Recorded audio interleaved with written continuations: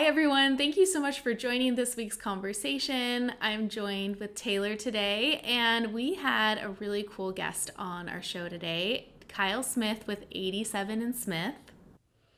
Yes, Kyle brought some great knowledge to the podcast today. We can't wait to share our interview with him with all of you. Kyle, I've known Kyle since the fall of 2020. He was an original member of Elevate Mastermind, and he has come so far. I'm so proud of all of the growth that he has seen and the success that he is currently working towards and really reaping the benefits of in his business. What we love about Kyle is that he is a really fresh take on like the luxury wedding film as far as branding, style, approach, like everything that you would think of being a luxury wedding filmmaker, he's kind of like the opposite of, which is really refreshing, and he's really unique in that way, and I think it really has helped his business in a lot of ways. So we can't wait to share the conversation with you guys. But before we get into that, Kelley, how are you doing today? I'm great. We are just floating through the off season, working on some back end things. Paul and I are like really trying to stay in shape in the off season. I don't know about you, but like you fall out of wedding shape so quickly. And so we joined a new gym. We've been loving our gym. It has childcare. We can drop off the kids. And so we're just being really intentional about like staying in wedding shape in the off season. As best you can. I feel like nothing really can prepare you for wedding shape, but just trying to stay strong and give back to our bodies. What about you, Taylor? I love it. I feel like wedding days, especially like in the market that we serve where it's like multi-day events, it's like a huge stamina game. Like it's like the same as marathon training. Like you have to be able to stay on for like a dozen hours for multiple days in a row. And it's like, whew, yeah, you can't go into that just getting off the couch one day. No way. Yeah, so fun fact about me, I am a ruthless house purger. I love throwing things away and donating things. Like I'm constantly going through my house and being like, do we need this? So that's my like off-season project. So while you're working out, I am like getting my house back to like how I like it with hardly anything in it, and it like kind of makes my heart happy. So yeah, that's an embarrassing fact, but I have to do it when my kids are in school, or else they'll want every little picture they've ever drawn ever to be pulled out of the trash. And I'm like, sorry, guys. You're like, bye. They say like your home is a reflection of like your headspace, which I really do think is true. Like when my house is like in shambles because I'm stuck at my desk editing for hours and hours and I just have to like put it out of sight, out of mind. It's very true. Like my brain is like as disheveled as my house is. Yes. Oh my gosh, it's so true. And I think actually like it kind of is going really in tandem with business for me right now. Like it's like out with the old and with the new, with everything, a new wedding season, bringing you onto the podcast and like our whole rebrand and relaunch and everything. Like it's like my whole life is going that way. So it's kind of fun. I love it. Well, I hope you guys enjoy the conversation as much as we did chatting with Kyle. And I think that we can all take away some really refreshing new tips on the luxury market. This is the Level Up Podcast. I'm Taylor Petrinovich. And I'm Kelley Gilster of 618 Studios. And we are on a mission to help filmmakers level up their businesses and their craft so they can make more and work less. We want to help you confidently take your business from mainstream to luxury, and it all starts right here.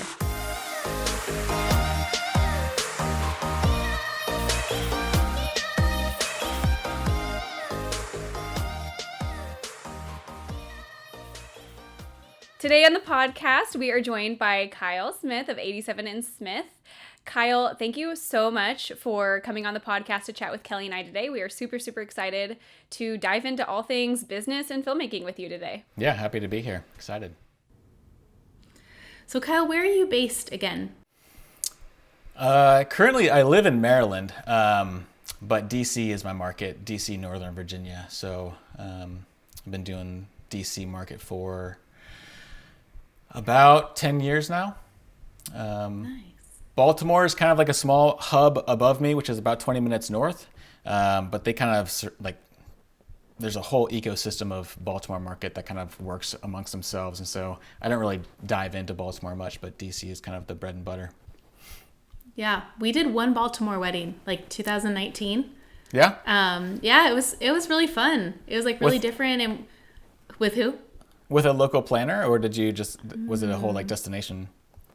No, I think it was a local planner. I need to look back. I'll Yeah. DM you and tell you who Yeah, it yeah, was. I forget exactly who it was. The photographer was brought in from Nashville. Okay. And then it was really cool because our friends who also served the same market as you, Josh Yeah. and Serena. Yep. Yeah, so we got dinner with them because they sweet. had like come up to Baltimore area and were kind of filming in the same area. So Yeah. I've just heard that's a really fun market, a great market. Like Yeah. kind of a lot of like, from what I've heard, like very high level clientele. Yeah, high level. There's like old money and new money too. So it's just kind of like, it's a cool blend of clients and couples and personalities, and the weddings are all kind of all over the place. So it makes it interesting and fun. Amazing. Well, we would love to start the podcast with learning a little bit about you, your business, and what things are looking like for you here in 2023. So 87 Smith is my brand. I've been doing weddings for about 10 years, serving the DC market. 2023 is looking a little bit different than 2022. 2022, I feel like, was a huge year for bookings. Still trying to catch up, I think, from the COVID times, and people had a lot more, I feel like, money to be spending on weddings from my perspective. And I feel like that's common in the industry from what I heard. But I feel like this year's a little bit different, and I feel like it's been the same for other people in the industry too, based on like forums and Facebook groups, that bookings are a little bit slower. So I will say that this year's numbers are lighter, but I'm hoping that there's going to be more last minute bookings. I think right now I'm sitting at 9 bookings. But there are like 9 solid ones. Like I feel like they're good. I'm not really making any sacrifices. And I'm not really trying to lower my price to book more. I'm just kind of like crossing my fingers and hoping that the right ones come along. So I'm optimistic, and just trying to lean into the relationships that I have in the market to kind of fill in for me. So I'm happy. Last year was my best year, so I'm so far looking at my schedule like this next year is going to be even better than last year. So while DC is the market, I'm very intentional this year with trying to expand and do like the whole Northeast. So trying to get up into Rhode Island, New Jersey, New York, and Massachusetts. So I'm trying to connect with the right people to build a brand out there, because I feel like if I limit myself to a smaller market, it's just that less people like. If I limit myself to a smaller market, I'm not taking advantage of more opportunities that there could be. And so while I continue to raise my rates, obviously the clientele, the pool becomes smaller. And so I don't want to be stuck with, just trying to fight for the DC clients. But okay, well, let's see what New York has. Let's see what Newport, Rhode Island has. Let's see what Martha's Vineyard and Nantucket have, and kind of try to see what those opportunities look like. So it's really just expanding right now, and relationship building is kind of my focus. Yeah, just diversifying. Yeah, like Yeah. your market and where you're headed. So Yeah. what is technically like, what do you consider a full year? How many events? Full year for me is 18 to 20 weddings is what I'm comfortable like shooting physically, like just with workload and not feeling overwhelmed. And so right now I'm at 9, so I'm like halfway. But at the same time, when I have like 18 and 19 in my mind, I've been raising my rates a lot. And so 18 was a number that I settled on like 2 or 3 years ago. And so now that I'm making more per wedding, I technically don't have to hit 18. So I'm not like super stressed about it. But even though people say like charge more and shoot less, I like the idea of charging more and still shooting the same amount because And just making I know it hard. It's hard. I can make more money, and I know I can do it. So I'm like, well, I'm not gonna do less just because I'm making more. I'd rather just make more profit. So, Yeah. While we're on the I topic get of that. pricing, would you mind kind of telling us a little bit about what that looks like for you? yeah, pricing is crazy. I keep my pricing hidden on my site, so it kind of gives me the flexibility to kind of play with it as the market changes or as the season goes along.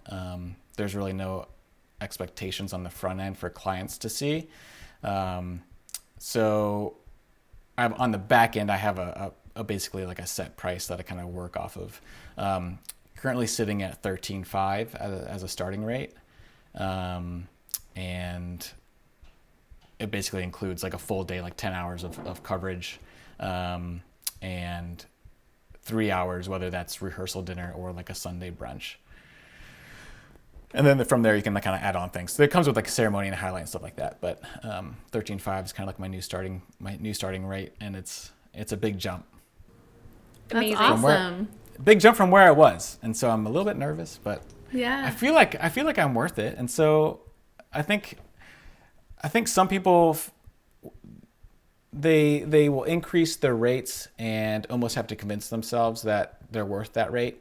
Oh yeah, that's me every single time. Because it can be scary, and you're like, oh my gosh, like I would never pay that for myself, and we hear that all the time, and I don't know, I put so much time and energy into learning the craft and learning the craft and shooting and trying to see like through artistic and creative perspectives and stretching the limits of what I can make a film look and feel like, that I can comfortably stand behind this new price comfortably.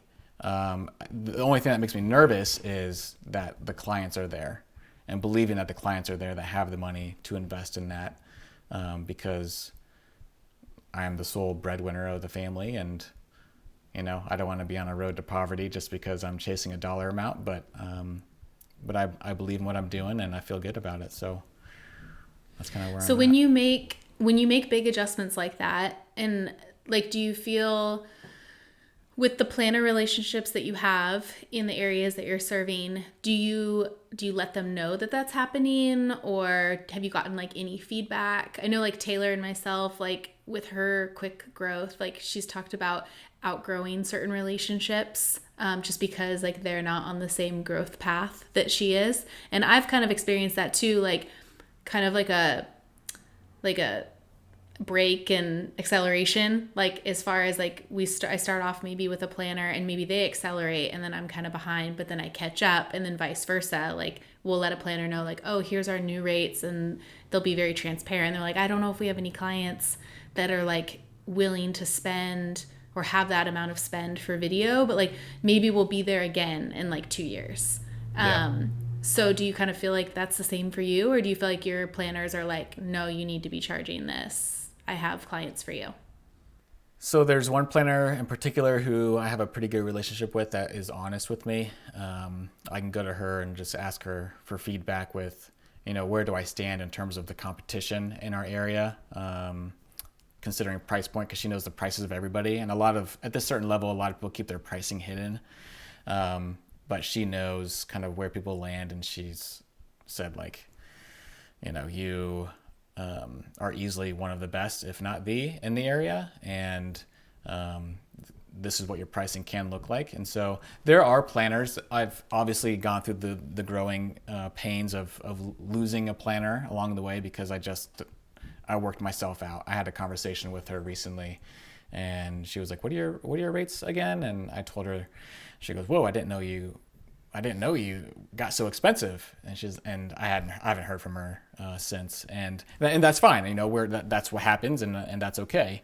And I'm lucky enough to have relationships with a lot of the leading planners in the area that have the clientele for these price points.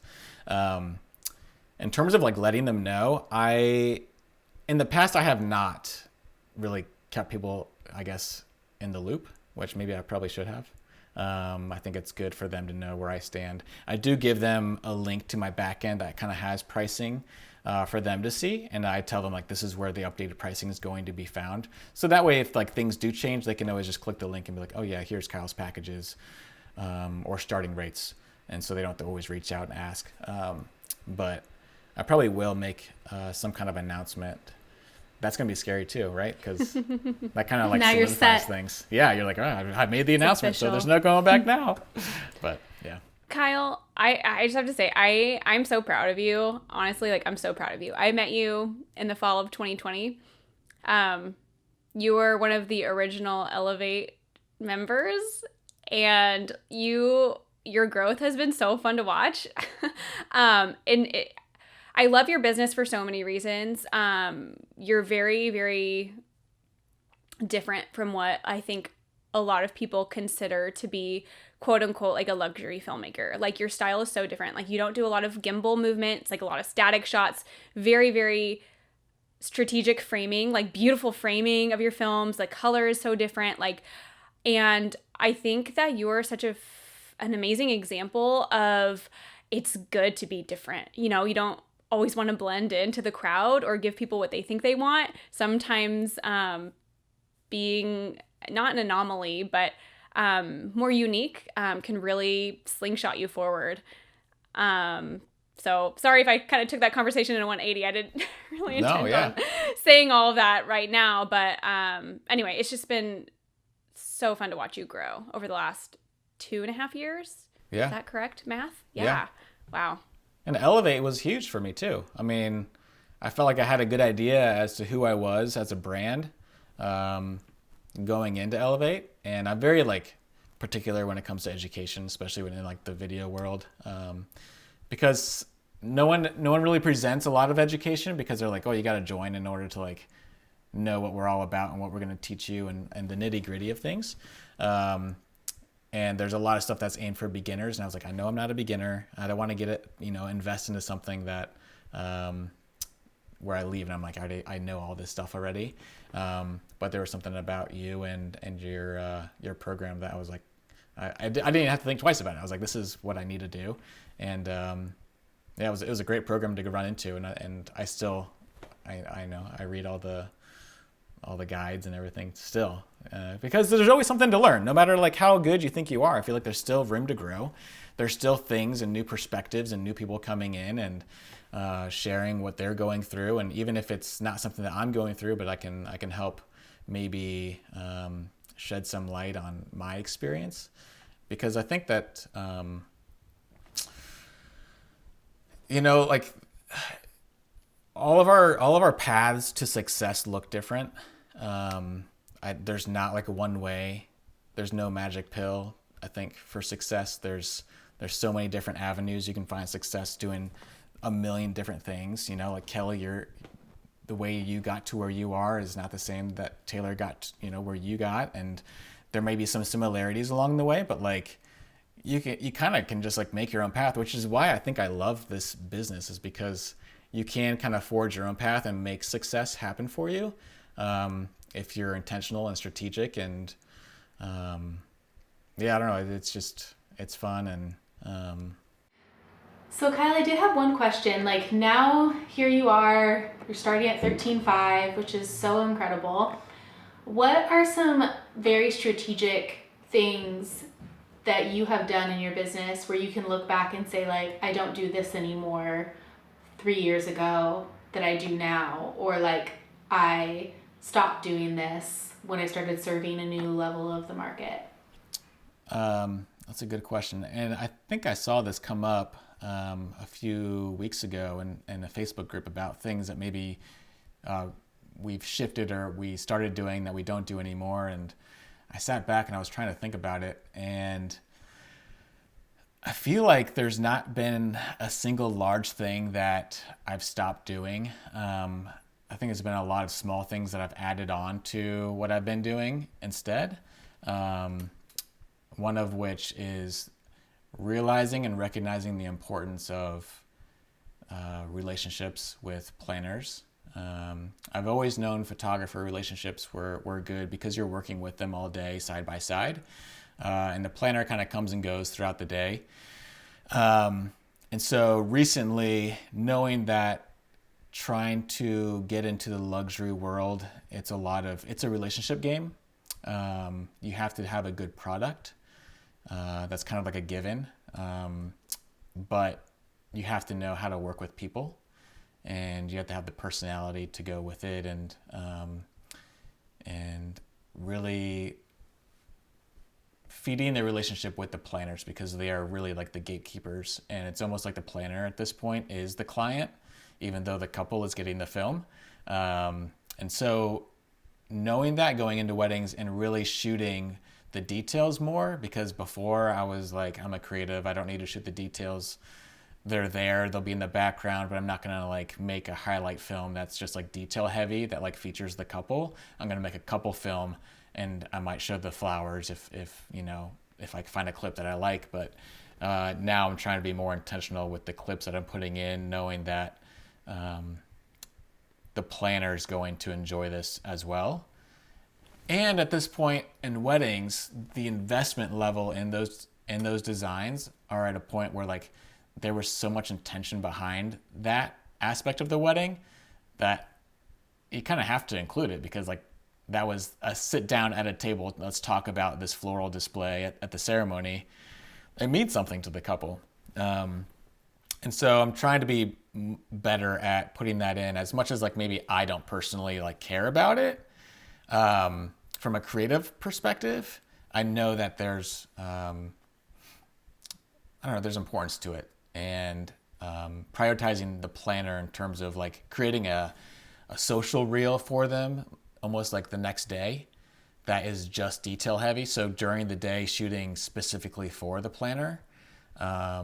That way, like afterwards, I can put like a 1 minute kind of teaser together that's just sweeping shots of the ceremony and reception and things like that. And before, I never used to do that. But now I'm trying to make it a point, because I want these planners to be like, oh, Kyle's the freaking best because he gives us all this free content. So I love that. And I think that is a prime example of like over serving, honestly. Like you really just want to be a really great person to work with and make it really easy. Yes, Kelley, I feel like, I can't remember when you said this, but I remember you saying you want them to be able to hit the like easy yes button. Like the yes button needs to be an easy push. And why wouldn't they want you there if you're providing all these things? But not only that, an excellent client experience, excellent guest experience, amazing film. All of these things are really coming together to make that yes button an easy push. Like the first like 2 years, I was like, I'm an artist. I should be able to show up to a wedding and wear like my ripped jeans, and the client should be like, oh, he's an artist, so he can wear whatever he wants. And I was like, that's so dumb. And I was like, no, I'm gonna like look the part of like the professional. I want to be a guest. I want to forget the creative artist side of things and really and serve people well. And I feel like that can get in the way of a lot of people in our industry, to be honest. Not that there's necessarily anything wrong with it if that's like your business model of like, I just want to be an artist and make creative films, because if that fills your cup and that's what makes you happy, then that's what you should do. But if you are looking to expand and get into new markets and just go the next level, I think you have to sacrifice some things in terms of from a personal perspective, and do things a little bit differently. And I think I see a lot of people in the industry that maybe have some walls up because they want to do things their way or the highway kind of mentality. And I don't think that really floats when it comes to serving luxury clients. And when I say luxury clients, like honestly, like I don't even think I'm in the luxury tier. I think I'm in like a premium tier. I think luxury is like people who are driving like Rolls Royce, and like those are not my clients at this point. But I'm aware that as I continue to grow, like I need to put them first, and put, like I said, the planners first and photographers, and kind of work in a way that makes them happy rather than what makes me happy. But at the end of the day, it's still my product and it's still my brand. So like I still want to put like my heart into my edits. But my thoughts are shifting a little bit in terms of what am I including, what additional things am I doing, extra time spent on the back end to maybe connect with people a little bit better, rather than just sitting back and being like, I'm just going to do my thing, and clients should be knocking on my door. Totally. Yeah. Yeah, so as far as like when you made that shift, as far as when you're like, okay, like I'm the artist, was that something that came just naturally to you, or did you have a certain experience where like maybe a mentor or a planner or someone like nudged you in the right direction? I kind of grew up, I think, realized that this isn't just a game I'm playing, that this is, at the time it wasn't really a career.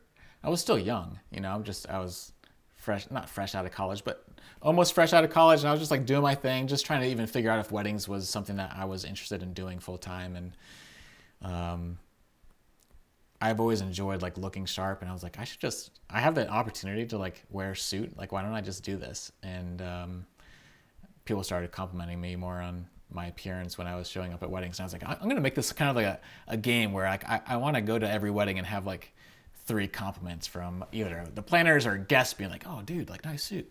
And then that kind of shifted everything else in terms of like, all right, how do I position the brand and my personality to kind of like fit this role of like customer service too? Because my whole background is customer service based.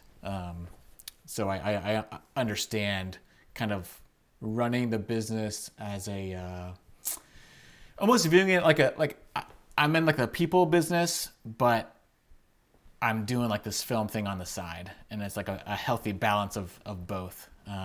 As much as I want to be an artist and be hipster.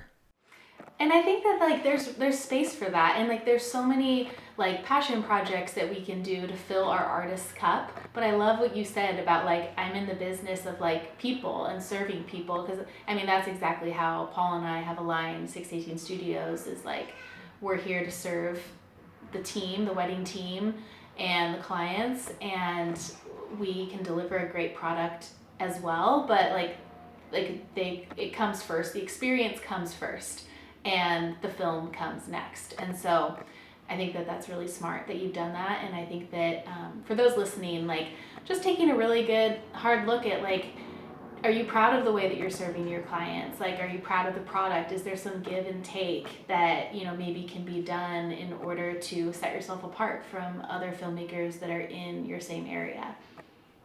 Yeah, it's all in the details. We've said this before, but it's like so many people create such beautiful work. Like, that's just kind of like the minimum requirement. Now what? Now why is someone else going to hire you? Like, it's the above and beyond details that really sets you apart. Yeah, a good product is no longer enough. You know what I mean? Like, talent is almost like no longer enough at a certain level. That's baseline. Yeah, it is baseline. Yep, absolutely.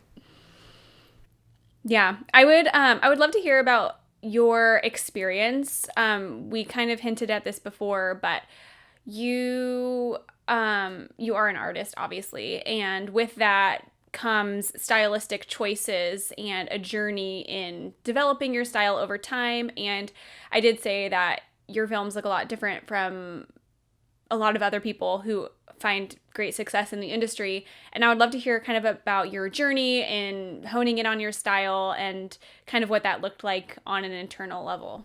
Yeah. And maybe for those listening, can you like explain your style so they like have some context? I'm dark and moody. I don't know how to explain my style. I don't know. It's just kind of fun. And at the beginning, I didn't even know what I was going to do when I was designing 87. I was just like, maybe I should do the light and bright stuff. And like, that's the road. And then I decided not to do it. But it's hard. It's a challenge because there's a planner locally that has stopped referring me because I don't align with her brand. And she has the clients that would be able to afford me. And so I'm always a little bit jealous because I'm like, those are the weddings I should be at. And I know what I could do with those weddings. And, but her style is just like light and bright. And I know from a branding and marketing perspective that, like my films would not represent her brand well. And so like, I get it. But I'm also like a little bit jealous too. So I'm like, oh, dang it. I would love to have that wedding, but I understand why I'm not there. But yeah, it's hard. But like I said, I like the challenge of trying to make it work. And what's nice about being an alternative in the luxury space, when there's a lot of light and bright kind of filmmakers who are kind of like living in that level, and I'm kind of like, well, I'm here too, but I'm like a little bit different. Whenever there's a couple who says like, I want something different, those planners all know who I am, and it's just kind of like an automatic like, well, we've got Kyle. Like there's nobody else even like compare me to, because there's really no one else in my market that's doing like these types of weddings with my style, both shooting and editing. So just like there's almost an advantage as being the alternative option. So I try to find the silver linings in those things. It is. Yeah, it's easier to be in a market of one, essentially. The only option for something. Yeah, but you have to get used to a lot of no's, though, along the way. Because I get inquiries all the time, like they'll fill it out and be like, oh, but can you shoot like this? And I'm like, I can, but you're probably better off going with somebody who maybe specializes in that. But yeah, you have to get used to the no's, which is hard, but... Yeah, I think anytime you like raise your prices or enter a new level of the market, like you're just automatically going to hear more no's too. Yeah. Like the amount of so many no's, and that's okay, because that means that the yeses are so much sweeter. The yeses are sweet, yep. Yeah, and that's okay. Like, you know, as you were saying a few like questions ago, and you said, you know, I don't think there's things I cut. I think there's just small things that I've added, like small value adds, like cutting a reel for the planner, or like thinking on the wedding day to be intentional about shooting for the planner. I think that that's why you just also tend to see that as you charge more, you end up shooting a little bit less, or you just find that the workload that you can take on. Like I think back to when we used to do like 30 weddings a year, and it didn't feel even as overwhelming as it does now that we only shoot like 12, because I just think that there's so much more that we're giving into like that weekend or that wedding weekend, and then the deliverables are so different. You're delivering like for the client, you're delivering for the planner, you're delivering here and there, and so like it just comes with shooting a little bit less so that you can give more. Yeah, that makes sense. I never even thought about that before, but you're right. Like back in the day, I was doing 25 weddings a year, and it was like easy breezy. I was like, oh, I can do this all the time. Like I could probably do twice as many weddings if I wanted to. But I was just doing like highlight films at that point. Now you're right. I'm doing social media cuts for the couple, planner reels. Like some doc edits. Like Instagram cuts just for myself of like, I need to put a reel out. I never was doing that before. So you're right. Like now my final cut on the back end, I've got like 10 different projects going at the same time. And I'm like, golly, I never used to look this cluttered before, but. Yeah, it's so true. As you kind of climb market-wise, each wedding takes up more and more of you. Not only like how many hours you're spending, but like so much more. You're putting more of yourself, like your emotion, like it gets depleted more. Like you're really just pouring more of yourself into each and every project. So naturally, like, yeah, you're gonna have to take slightly fewer weddings. Of course, like throw back to the very beginning of the episode, we were talking about like, you don't have to take a lot less. You can just make more money overall, like more revenue. But I think it does start to tax on you a tiny bit as we climb and serve our couples more and better, with more of us pouring into each project as well. Kyle, this has been so eye-opening and such a great episode. I want to kind of ping it to you if you have any last bits of words of advice or wisdom you want to share, and then if you could tell the listeners where they can find you. Sure. Last bit of wisdom is don't sleep on education, because it's very important no matter where you are, and reach out to people in the industry and ask them questions, because I think a lot of people are more willing to talk to you and offer their feedback just through like Facebook Messenger or something like that. So if you have any questions, like just don't hesitate to reach out and ask people like, hey, how do you do this? Or can I have some advice? Or can you review a film for me? So don't be shy. And you can find me on Instagram at 87&Smith. Thank you for joining us in this conversation. If you enjoyed this episode, please help us reach more filmmakers just like you by taking a screenshot and sharing it on social media. Don't forget to tag us at The Level Up Co. And join us again next week, same time, same place, as we continue to level up the industry together.